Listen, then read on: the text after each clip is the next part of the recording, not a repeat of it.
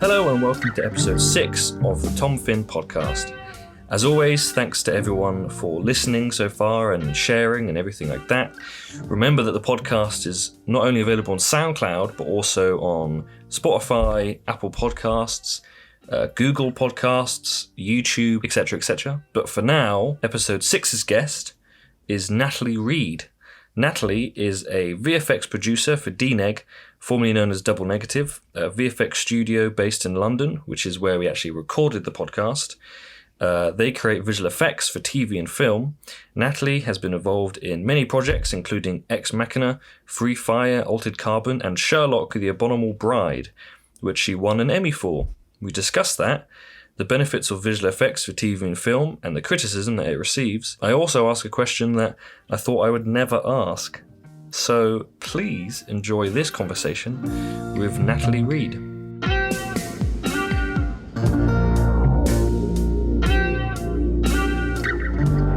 So do people call it Dneg? Dneg is kind of like the sort of common way of describing the company, but Double Negative was the original name. Yeah. Right, and we're here, and it's a VFX studio.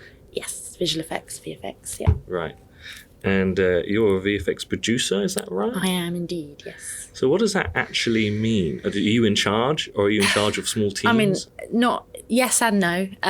So you have a sort of a team of people. Say you have a project. And you have a team of people. Kind of at the top, you'd have the producer and the supervisor, so the visual effects supervisor and the visual effects producer, and they kind of work in tandem together to deliver a project.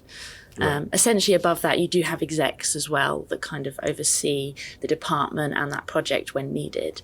But yeah, so in sort of layman's terms, myself and a supervisor would run a project. Okay.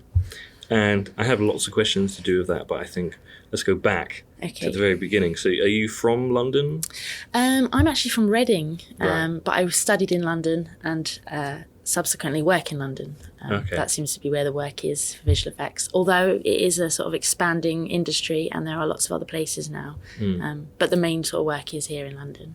And did you have like a creative upbringing? Were your parents creative in any way? No, not really. But I had parents that very much kind of, whatever your dream was and you wanted to do, they kind of encouraged that. So, okay.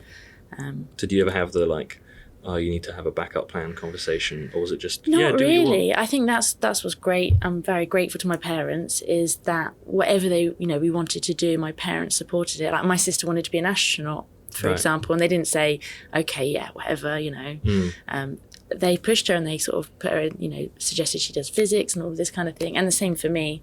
They supported my career and any kind of after school activities I wanted to do, drama school, that kind of thing. They supported me. Right. I think that's a good thing to hear. I know lots of people I've interviewed so far have that sort of thing where it's just, do what you want, because for some reason anything creative is seen as too hard of a goal to reach. Unrealistic kind of goal. Yeah. Which I don't really understand why that's the case. I think people worry because creative they don't see it as an academic career. They might not see it as a lucrative career. So right. I think maybe people always try and steer your way to a proper job and one that's going to pay the bills.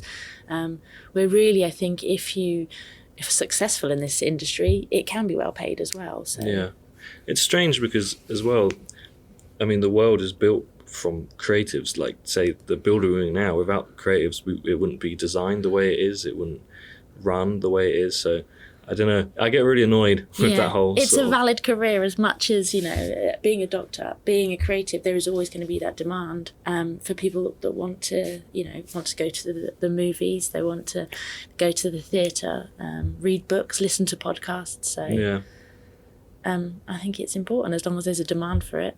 It's a career. So were you good at school? I would say I was an in-betweener. I was quite average. Right, I sort of did well at school, but let's just say I didn't study hard. Right, Me too. Yeah, in the middle. Sort of keep your head down, not get in trouble, but not try as much as you should. No, there was no A stars, put it that way. No, yeah. I remember having a teacher at film production, and she didn't know how I was, and she said, well, I assume you must be good, like a good student. And I was like, well, I just hide a lot. That's why you don't know who I am. So were you into creative subjects from an early age? Yeah, I think when you're younger, you have the usual goals of, I want to be an actor, I want to be a director. And I think I was more the actor side, wanting to do that. So I did a lot of drama. So I did theatre studies at A-level. I was in a theatre school. I also did A-level art as well. So yeah, sort of more creative side of things. And do you think that led...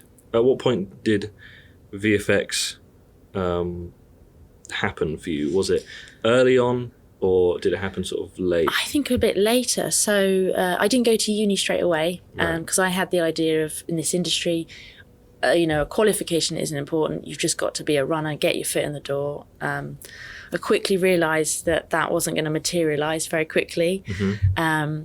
And so I looked out for uni courses as kind of like to help me sort of learn a bit more of my niche, I suppose, about sort of a media studies course or something like that. And then I sort of stumbled across a degree called special effects design. It was kind of a unique course that covered the broad spectrum of effects. I would say I probably wanted to do special effects more when I first got into the industry, which is more the physical stuff. So anything that's in camera is usually considered a special effect, and anything that's done in post is usually considered a visual effect. So being more creative, having an art background, I thought that's the way I wanted to go. Yeah. I think where I sort of went in that direction was probably watching films like Jurassic Park. And then you start to think, oh my God, how do they do that? I want to do it. And I think that's where I went away from the more acting kind of career to the more, I want to make these things. I want to be part of the film in that capacity. Right. So yeah, I went to uni, and this course, what was brilliant about this course is it covered every range of effect you could sort of think of. You had floor effects like smoke, wind, rain, that kind of side of things. You had special effects. We did prosthetics, pyrotechnics, and we did visual effects as well. And at uni, that was probably my weakest subject. Okay. Doing stuff on the computer. Yeah. So I never thought, even at uni, that's the way I would go. And even my final degree sort of project was making a film, and there was a bit of editing and post visual effects involved, but that wasn't really what my focus was. Right. So I left uni and obviously did the usual applying for jobs, runner jobs in the industry, and it just so happened that this opportunity came up first. Someone was speaking to someone and passed on my CV, and I thought, oh well, it's visual effects, but it's a foot in the door. I'll take it. And when I started, I thought, well, I want to be an artist, a visual effects artist, so I want to do modelling. So taking what I've learned practically, I thought, well, I could learn this and get better at this in visual effects. Once I started, I slowly realised that actually my forte was more the production side of things. Right. So it wasn't until I was actually running in the industry that I suddenly realised that production was the way I wanted to go, and visual effects was the way I wanted to stay. Yeah, it's interesting because when you mentioned Jurassic Park, it's very famous for being a sort of visual effects film, but it's mostly practical effects. It's like 80% practical. So it's interesting that's the one that inspired you. I guess at that point it was just special effects in general, right? Yes, exactly. Yeah, the sort of how did they create this world? Right. And it was the animatronics. At uni, I did sort of do a dinosaur head and all of this because that was what I enjoyed. But yeah, I think that was, especially the first one, it was more practical special effects. Yeah. Are there any other films that inspired you along the way? Too many. I feel like I'm on the spot here now. I can't think of any. There's so many films. Sometimes I think the films, for me personally, knowing now visual effects, are when you don't know what's been done. Right. So it's not these big, monsters, robots, and all the, big effects and things where you think, or other worlds where you're like, well, this is definitely visual effects. Sometimes when you come out and you think, I couldn't tell if they did that in camera or if they did that after. Right. I appreciate those as well. Yeah, that was something I wanted to talk to you about, was because I think visual effects get a lot of flack. Yes, I do. Especially more recent times as well, is people really hate it, and I can see where people are coming from, because it seems to be taking up, the industry, and especially in sort of box office films and things. But I think as well that people forget how important it is and how great of a tool it is. Of, like you were saying, when you don't notice it, that's when it's working right, for me anyway. Because a lot of people sort of say like, oh, did you see this film? Like, wasn't it wonderfully shot? Didn't it look fantastic? But if I know that what I saw was all digitally created, I think, oh, that's impressive that they did that. But, from an art standpoint, from an emotional standpoint, I don't take anything away from it. But when I think, oh, I don't know, like, how did they do that? Or was that film like that? That's when I enjoy it. Is that the same with you? Yeah, I think that is... It depends on the type of effect you're doing, but a lot of the time that is what you're trying to achieve, I think, in visual effects. It's you're watching something and you have your suspension of disbelief, and you want to not be taken out of that and realise that, oh, this is actually made, it's not real. So any moment where there's a bad visual effect, I think that can take you out of the story and crush your suspension of disbelief. And there are obviously things that sometimes it's a useful tool where something's a bit too dangerous to do. So there could be a stunt where it's being done in camera, but the actor is so expensive to ensure that explosion that's right behind them might be put in afterwards. Yeah. So it still is being done for real, but we're just kind of aiding the story. And I think sometimes people don't look at it that way. They're actually helping the story. We're not trying to take over and okay, look at what we can do. We don't need anyone else. I think people need to look at it as another tool, like, with the sound, with the special effects, with the set design. We're all trying to help tell this story. And you just need to look at the film. Does it need visual effects in this story? And will it help the story? And not just think, put it in just because for the sake of it, and then not leave it out because you're against it, Even things like cleanup. So you could be doing a period drama, and it's just more cost effective for us to paint it out, like all the modern features on a street in post, than to try and do it for real, because there could be reasons why they can't remove modern features. So we're just sort of there in the background. We're cleaning things up. We're not trying to take over the story. But I think that would be where it'd help, and you'd be silly to sort of go, well, I'm not going to do it. Let's just try and cover it up or take everything off all the lamps off on a street because it's a Victorian street or something like that. We can just help do that, and it makes it easier. Sometimes when you're shooting things on set, you don't have time to sort of set up a shot. So we can help you save time in post. Yeah, I think that's the thing is, for people who aren't maybe as into film or the film industry as much, they probably they see the visual effects and get annoyed by it, but might not think about how there's probably budget reasons that things might have been done. Yeah, sometimes. Because I mean, it seems that as creative as film and TV is, it's all about money, really, of how much money do you have, what can you spend it on.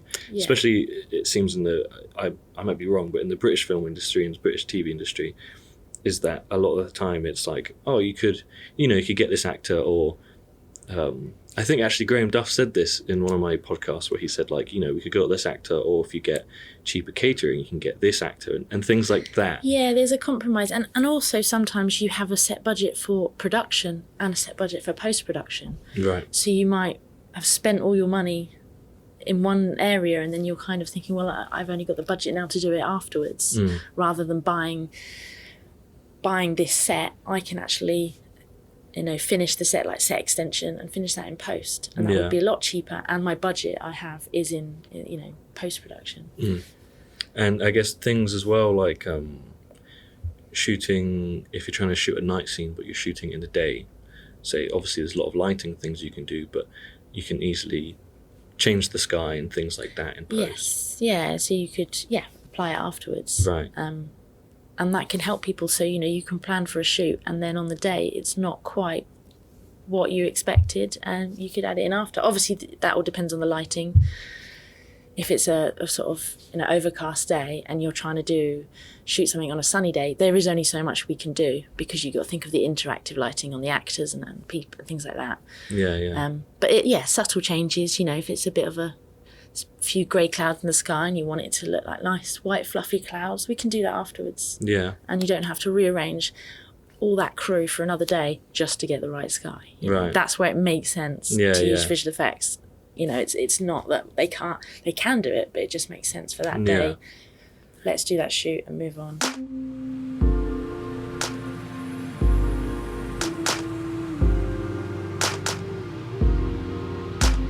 Do you ever get annoyed?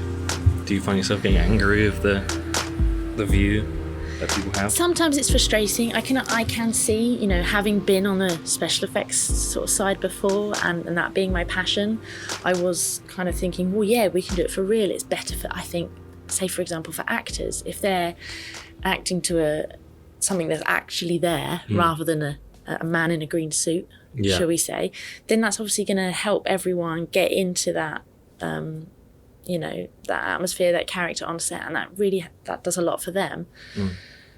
And I think that's where I appreciate that, people might not like visual effects and see the negative side, but the things you can do in post, it does frustrate me, to answer your question, when people just don't even listen to the potential or agree that maybe we can help you. It's not that we're trying to take over. And I think some of the old school people, they are a little bit more against it. And sometimes I wonder if that's because they're not, experienced in it, and they're not used to using it. So they're a bit cautious of it, and they think it might ruin what they're making. Right. But then when you sort of show them the final product, they're like, oh, I see now, I don't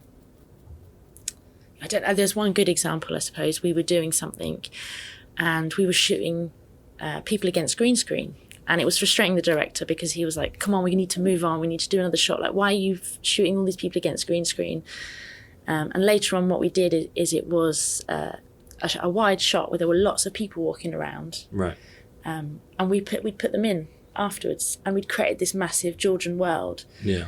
And afterwards he went, I get it now. I get what you were doing. And it was just because he didn't understand at the time on set why we were doing these extra things and shooting people against green screen. So I think sometimes that's my frustration, is let us show you how we can help you before you just throw it out straight away. Did he not ask? It was explained to him, but I think until you see literally the bigger picture and you see this finished product, he gets how valid it was. He understood what we were doing it for. But then he appreciated how much better we made the shot by not using digi-doubles. We used real people. We just shot them separately and put them in afterwards. And I think maybe they, if you're inexperienced, you might just assume that we would put all those people in digitally afterwards, not real people. But that's what I'd say, is if people give it a chance and see what kind of effect might help them, it's not about big effects, it can be subtle ones as well.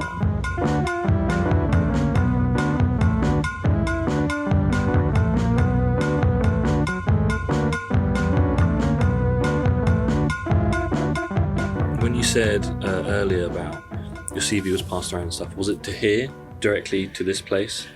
No, I didn't. Well, I didn't start here. I started at a place called The Mill. Right. And that's very much more commercials, but they did have a TV and film department at the time. So I'd sent my CV out to lots and lots of different people. But it just happened that my brother actually was working for someone, and they worked at The Mill. Oh, okay. He was doing some fitting a kitchen or something like that. Right.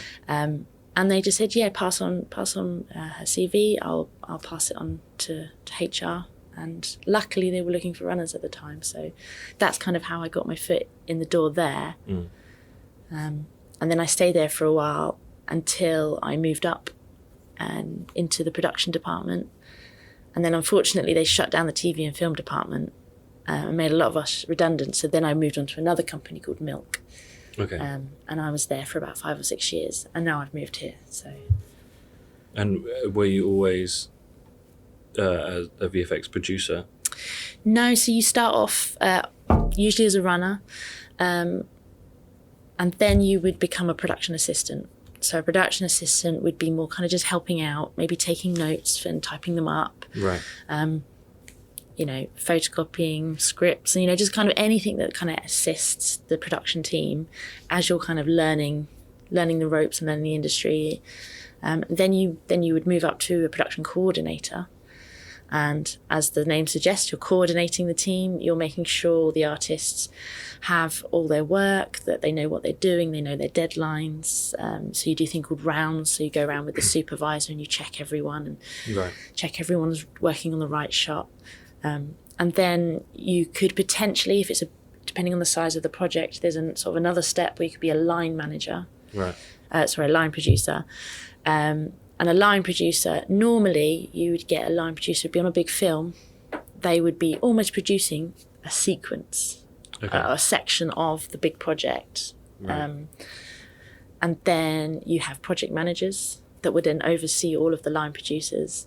And then you have a producer. Right. That's more the film structure. Okay. A TV structure is generally more production assistant, coordinator, and then producer.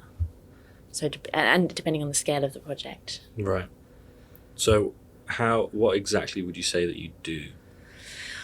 Well, I would say, in simple terms, I would say at the beginning of a project, so this is when you're trying to win the project, you would either receive a script or you might receive a QuickTime with some shots on it. And my first task would be to break that down. Either they would say, these are the shots we want, or they would say, here's a script. What do you think is a visual effects shot? That's very much open to interpretation. Right. So you kind of usually say, how much money do you have? What's your budget? Then it gives you an idea of how crazy they're going to go with the visual effects. So you go through, you break it down, you put it into a bidding document we use here, which is called FileMaker, which is quite widely used in the industry. That or Excel, that's kind of how they do bids. So you'd break it all down, put it all in a document, and then you would cost up each shot, decide the methodology, like how you would achieve it. There's usually many ways you can do it, depending on the effect again. Break that all down. So you'd do all that together, then you send that to the client. So that would be like the first step you do as a producer.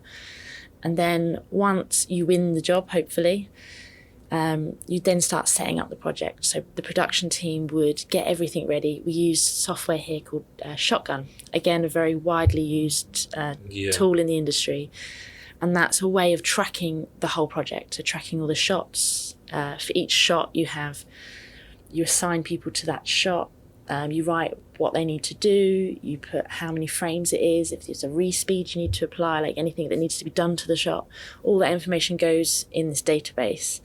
And then any feedback you get gets tracked in that shot as well. So it's a really, really great tool. And production essentially are in charge of running that, making sure it's all neat and tidy, that all the information's in there. And then that we are just speaking to the artists, updating the supervisor about what's going on, and just kind of trying to run the project essentially. And then when shots are ready, you would call people into this, like a screening room like we're in now. We would play the shots, and it would be our responsibility to take any notes, to flag any sort of priority shots. Like say the supervisor gave feedback, we'd say, well, we need to send a version of this today, that kind of thing. And then eventually when they were ready to show it to the clients, we'd kind of do the same thing. In this room, we'd bring the clients in. I would be the client-facing person, so the producer would be client-facing along with the supervisor. And we would be literally presenting the shots to them, saying, do you like this? Is it approved? Have you got any feedback notes? And then after that, we would feed it back to the artists. And keep doing that again until it's all approved and the show's delivered. So that's very layman's terms of what we do.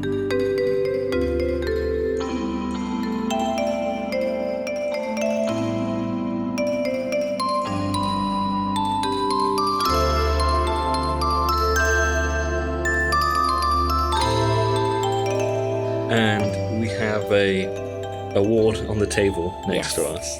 Do you want to talk a little about what it is, sorry? Yes, so it's an Emmy Award. I was very lucky to be part of a team that won. Right. I think about 3 years ago now, for Sherlock, The Abominable Bride. And what happens with awards, it's very much like people win the award, but it is the whole team. Right. So you put forward for an award, but you have to put down a certain number of names. Okay. And being a producer, I was very lucky that my name gets put in the hat Okay. for that. So that's why I have an award. And the great thing about an Emmy is that it belongs to you forever. Yeah. So it doesn't belong to the company. So if you went, I've been on projects like Doctor Who where we've won BAFTAs, but that belongs to the company. Okay. But an Emmy is yours forever. So why do you think you won this specifically? I think the popularity of Sherlock was definitely something that helped us. Right. There are also 2 categories for the Emmys. It's Best Special and Visual Effects and Best Supporting Visual and Special Effects. And supporting is kind of where it's more invisible effects, when it's helping to tell the story. So it's not like there's a big creature in it. And on this occasion, this was set in Victorian times. We were doing set extensions. We were kind of creating that Victorian world. And that's, I think, what helped us win, is these sort of beautiful matte paintings and there's some really beautiful shots in this that we'd worked on. So I think, yes, if that explains it. Yeah. I think it was just some beautiful work, and the popularity of the show, I think, really helped us. I think it's a good thing to have in your CV as well, I suppose. It is, yes. Yeah. Very much so.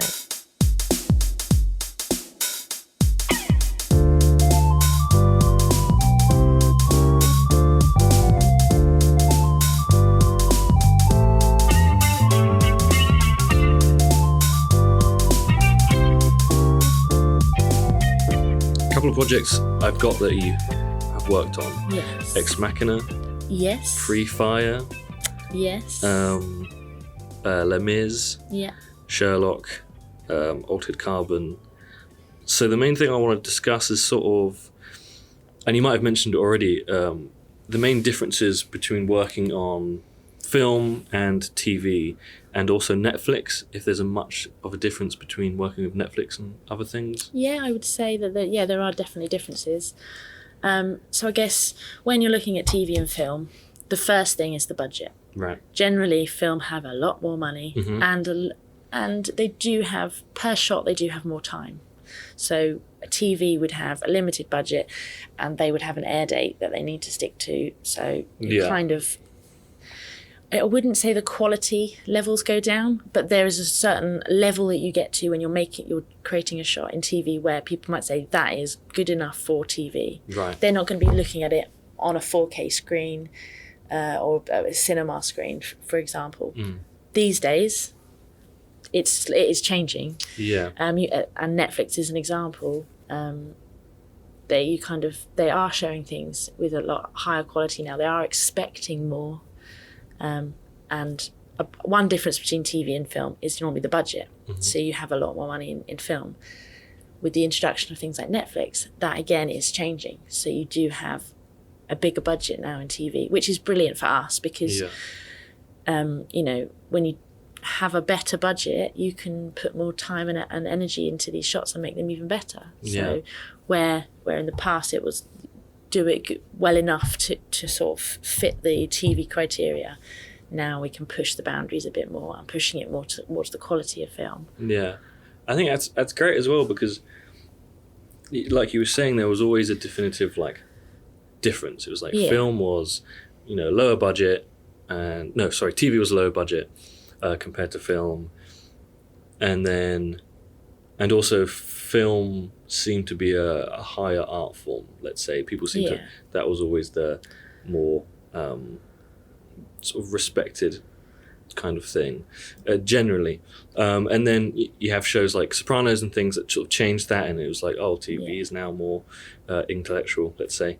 I did the air marks for anyone listening. And then, now with Netflix is that the difference between budget is changing as well. So it's a much more blurred, which I think is great. Is that how you feel as well? Yeah, I think it is great with TV. But yeah, as I said before, being restrained by a budget, you could only do so much, and you'd want to do more, but you have to fit what the client can afford to do. Yeah. The only kind of the downside is you are then expected to hit this higher quality, but you still don't have the time that you would have in sometimes film. Yeah. I say sometimes because they do work to crazy deadlines as well. Yeah. But essentially per shot, that kind of deadline.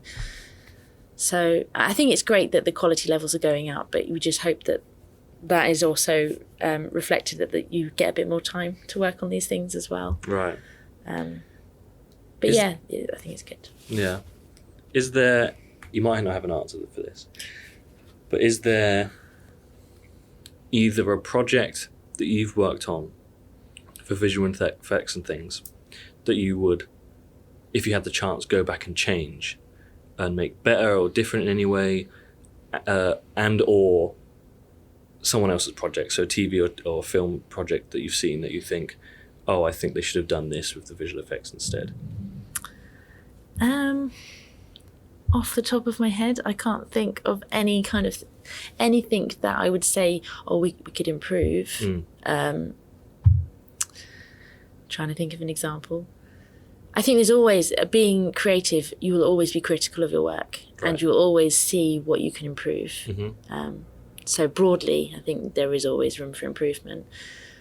Sometimes I might look back at something and think, well, that could have been managed better, scheduled better, that kind of thing. I could look at it that way.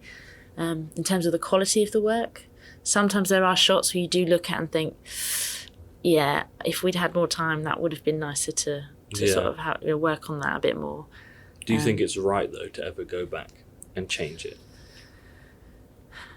I think, again, it depends what you're changing. If it makes the story better, right, and for the audience, then I think it's worth it. If I think you're just being critical of your work, then it's not. I've worked on things before where, due to the quick turnaround, it wasn't, say, the proudest work we've ever done. Right. But when I speak to my friends who are Joe Public and the audience, that wasn't even a consideration for them. They thought it was a very, well-liked show, and that's all they cared about was the storyline.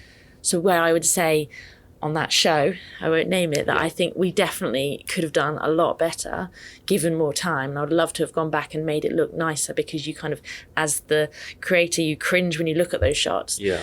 But for the audience, that was aired, it was well liked, it had great ratings, and now they've moved on. So in a way, there is no point to revisit it. Yeah. You could look at films these days that are coming out that are almost revisiting it. Look at all these Disney films that come out. They are creating more realistic creatures. Look at The Lion King or Aladdin. They're retelling the story, and they are. And I'm always very skeptical when I go and watch. I think, why touch something that's done, and it's been done well, it's well loved.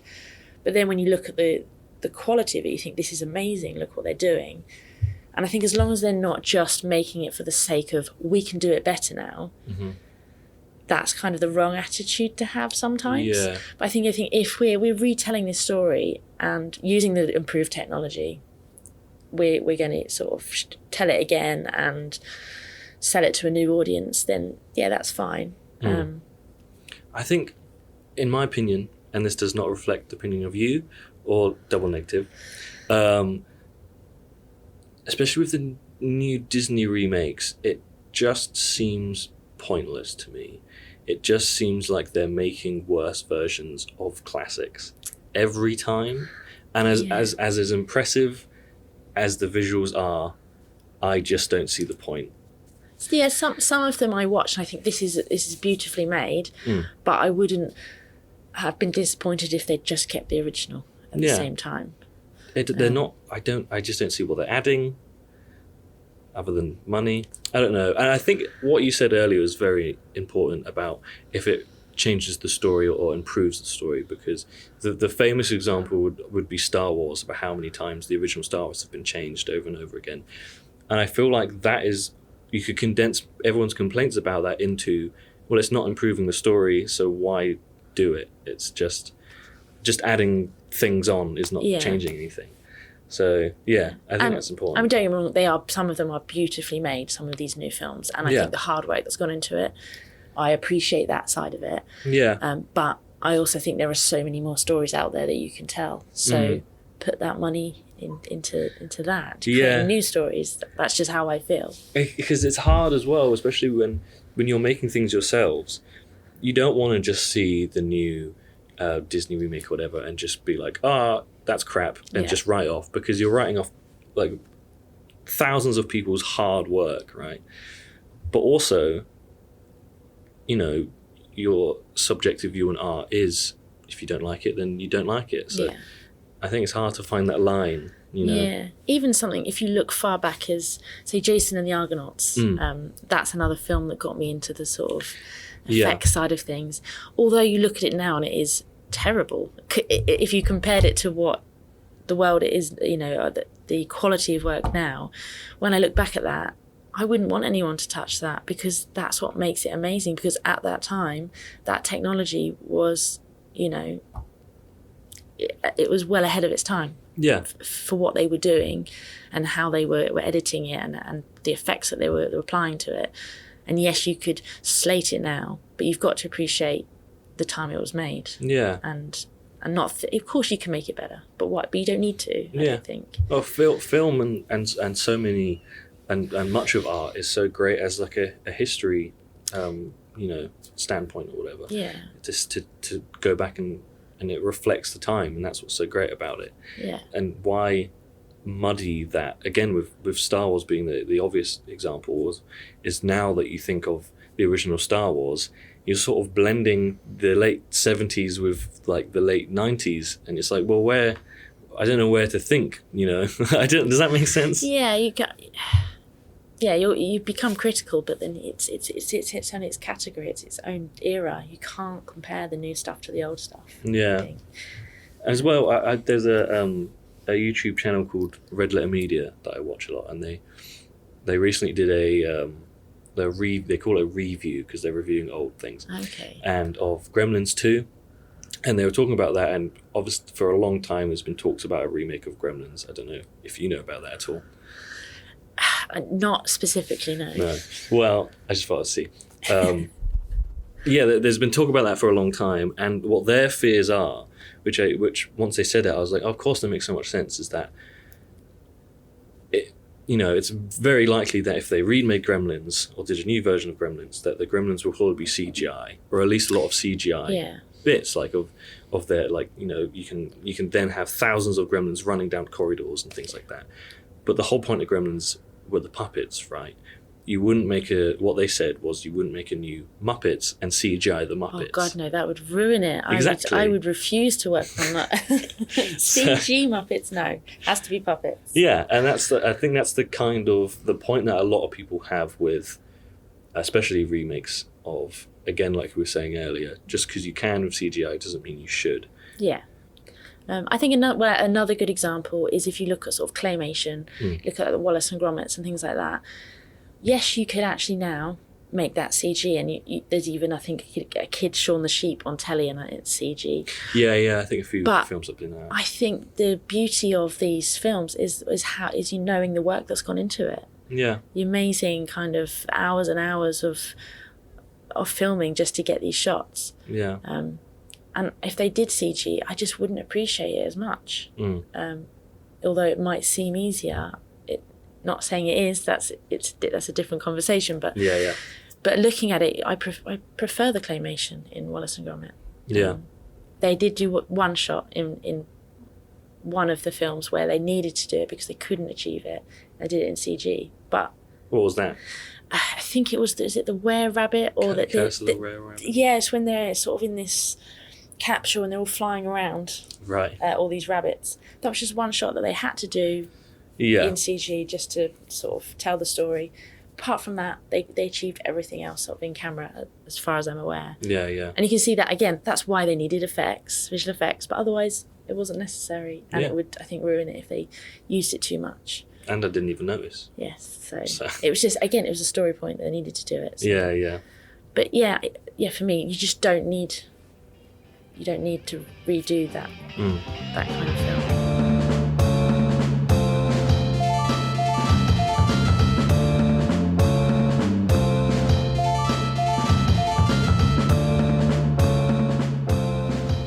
So with the projects you've worked on, are there any that have been your favourite?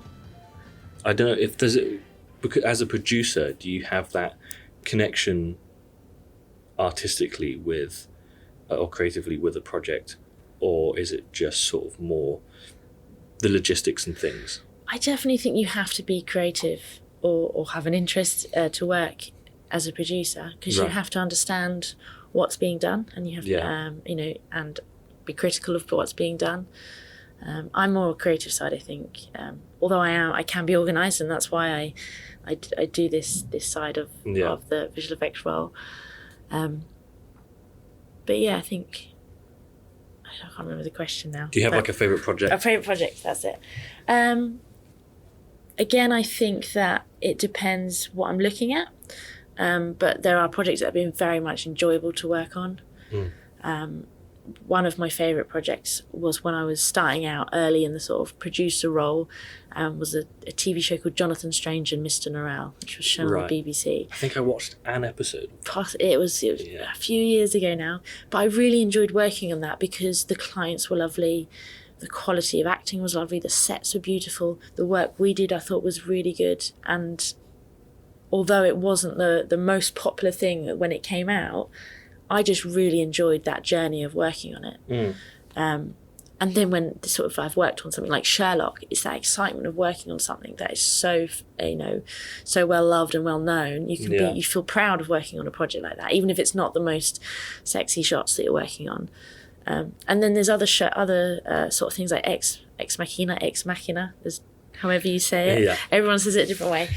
Working with such an amazing director, working on such beautiful shots, that's why I enjoyed that. So I think every project has, a reason why you enjoy it. There's projects that haven't been so much enjoyable to work on, but the team that I've worked with has made it an amazing experience, an amazing project to work on, even if the work wasn't quite,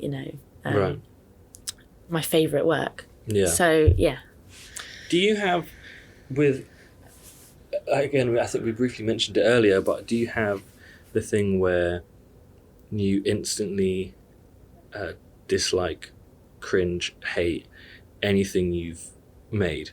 Because me and a lot of people, as you're starting out in the creative world, you definitely have that. Of every new project, you're like, well, this is great and everything else I've done is crap. Yeah. Do you have that in this sort of level in the sort of industry? I think so, because technology and things are improving all the time. So you always look back and think, now things have improved, you can see the sort of errors in your old work, and and sometimes you look back and you know that shot was rushed out. So you kind of think, I wish we'd had more time on that shot.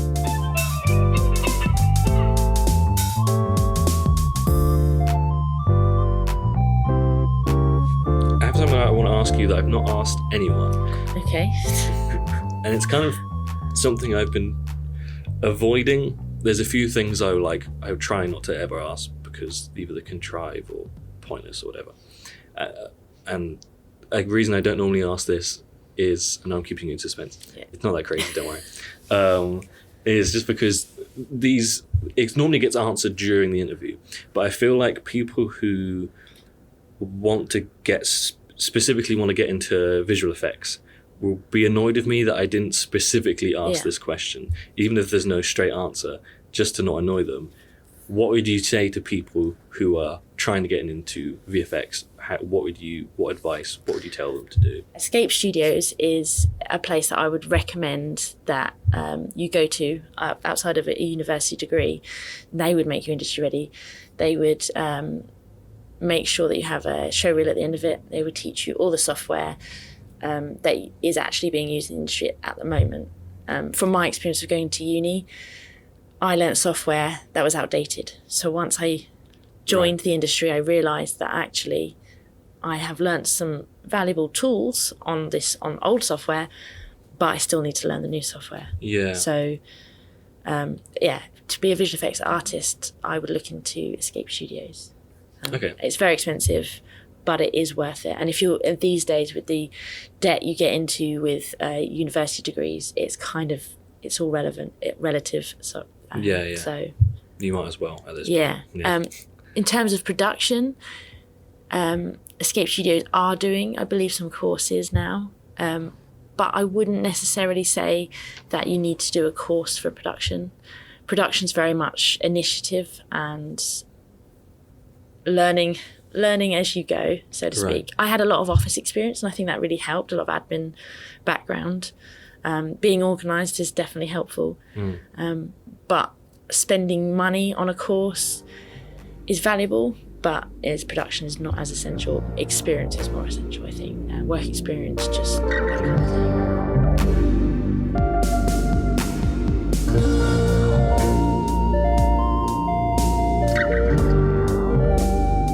There you go. Episode 6.